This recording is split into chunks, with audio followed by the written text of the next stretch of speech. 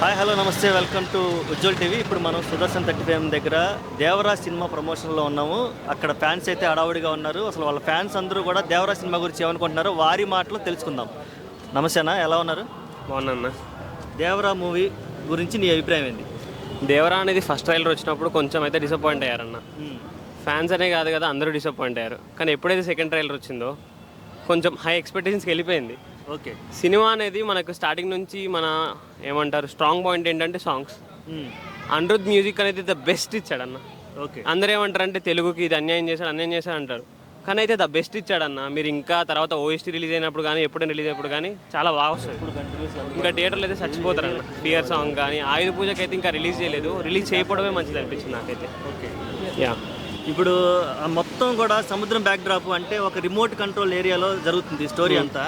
ఆచార్య కూడా సేమ్ ఇట్లాగే జరిగింది. ఒక పాదఘట్టం అంటే నేను కంపేర్ చేస్తున్నాను కాదు, చాలా మంది ఇప్పుడు సోషల్ మీడియాలో చూసే ఉంటాను నేను చెప్పే టాపిక్. దీని మీద నీ టాపిక్ ఏంది? ఒక రిమోట్ ఏరియాలో జరిగే ఒక సబ్జెక్టు, కేవలం ఒక భయం అనే ఒక చిన్న టాపిక్ ఇంత పెద్ద స్కేల్లో చెప్పడం అనేది కొరటాల శివ.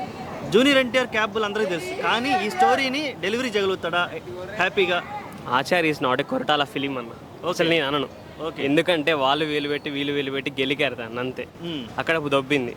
కొరటాల స్టాండర్డ్ ఏంటో మాకు తెలుసు అన్న. ఓకే, కొడతాడు ఈసారి, కొడతాడు అంతే. ఎన్టీఆర్ స్టార్డమ్ ఏంటో తెలుసు మాకు, కొరటాలు ఏంటో తెలుసు. దాంతోపాటు అనిరుద్ మ్యూజిక్ ఆడడం వల్ల ఈసారి అయితే కొడతాడు. ఓకే, ఎక్స్పెక్టేషన్స్ ఎలా ఉన్నాయి అంటే నీకు దాదాపు మినిమం ఏంటంటే అందరూ ఎక్స్పెక్టేషన్స్ 1000 కోట్లు అనుకుంటున్నారు.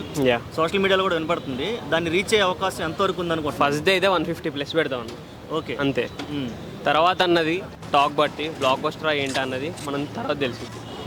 పక్క అయితే 500 crores అయితే దాటిద్దని మేము అదే నమ్మకం ఉన్నాను. ఓకే, ఏంటంటే ఇక్కడ ప్లస్ పాయింట్ ఒకటి, రత్నవేలు ఒక కలర్ గ్రేడింగ్లో నాకైతే కొంచెం డిసప్పాయింట్ అయినట్టు అనిపించింది. ఎక్కువ డార్క్ అనిపించిందా లేకపోతే? యా, డార్క్ అంటే ఆ కలర్ గ్రేడింగ్ అనేది ఎక్కువ కాంట్రాస్ట్ ఎక్కువ వాడి అదంతా తెలిసింది. కొంచెం రత్నవాళ్ళు అంటే సింగిల్ స్క్రీన్కి అయితే సరిపోద్ది అన్న. కొంచెం మల్టీప్లెక్స్ లాంటివి అవి అయితే కలర్ కాంట్రాక్ట్ ఇవన్నీ మనకి సరిగ్గా అర్థం కాదు, కానీ సింగిల్ స్క్రీన్ సరిపోద్ది. ఓకే, ఫస్ట్ టైం అని చెప్పలేను కానీ సోలోగా వస్తున్నప్పుడు ఐమాక్స్ ఫార్మేట్లో కూడా వస్తుంది ఈ ఫిల్మ్. యా, ఐమాక్స్లో చూసి వాళ్ళ ఎక్స్పీరియన్స్ ఎలా ఉంటుంది? నువ్వు ఎప్పుడైనా ఐమాక్స్కి వెళ్ళావా? నువ్వు ఈ సినిమాని ఐమాక్స్లో చూసే ఉద్దేశం ఏమైనా ఉందా నీకు? ఐమాక్స్ కన్నా దేవరా సోలో సినిమా వస్తుందన్న. సింగిల్ స్క్రీన్లో చూస్తేనే బొమ్మ దద్దరు వెళ్ళిద్ది. ఓకే, అంటే ఫ్యాన్స్ మధ్యలో హడావుడిని ఎంజాయ్మెంట్ చేయాలనుకుంటున్నాను. సినిమా అంటే అదన్న. సింగిల్ స్క్రీన్లో చూసేదాన్ని సినిమా అంటారు. ఎవరు అడగకుండా మల్టీప్లెక్స్లో చూస్తే ఏముంటుంది అన్న సినిమా. ఓకే, ఇలాంటిది అనిరుద్ మ్యూజిక్ అనేది ఒక 3-4 రోజుల తర్వాత 4DXలో కానీ అలాంటి వాటిలో చూస్తే సినిమా అనేది ఒక ఎక్స్పీరియన్స్ వస్తుంది తర్వాత. ఓకే, ఇప్పుడు పార్ట్ 1 పార్ట్ 2 అని మళ్ళీ మధ్యలో అనుకోని కారణాలతో అంటే స్టోరీ పెద్దగా ఉంది కాబట్టి నేను డివైడ్ చేస్తున్నా అని చెప్తున్నారు. అది మనం వింటున్నాం. మరి ఇట్లా ఈ చిన్న కథని అంత పెద్ద ఎక్స్పాండ్ చేయడం అవసరం అనిపిస్తుంది. అలాంటిది అన్న, స్టోరీకి స్కోప్ ఉన్నప్పుడు పార్ట్ 1 ఏంటి పార్ట్ 2 ఏంటి అలానే లేదు. మొన్న సలార్ వచ్చింది, దాని స్టోరీకి స్కోప్ ఉంది కాబట్టి పార్ట్ 2 కూడా వెళ్ళింది. ఓకే, కొరటాల కూడా అన్నాడు లాస్ట్లో క్లిఫ్ హ్యాంగర్ అనేది ఒకటి ఉంటుంది, ఎమోషనల్ రైడ్ అని. ఓకే, ఆ డ్రామా అనేది కరెక్ట్గా వర్కౌట్ అయితే పార్ట్ 1 ఏంటి పార్ట్ 2 ఏంటన్న ఎన్నైనా తీసుకోవచ్చు. ఓకే, నెక్స్ట్ ఇతర భాషల్లో ఎలా ఉండబోతుంది సినిమా? వాళ్ళు ఎలా రిసీవ్ చేసుకుంటారు మన దేవరాని? అంటే జస్ట్ నీ ఎక్స్పెక్టేషన్, ఇమాజినేషన్. కానీ మన తెలుగు సినిమా అయితే గత బాహుబలి వచ్చిన దగ్గర నుంచి అయితే ఒక రేంజ్కి వెళ్ళిపోతుంది అన్న.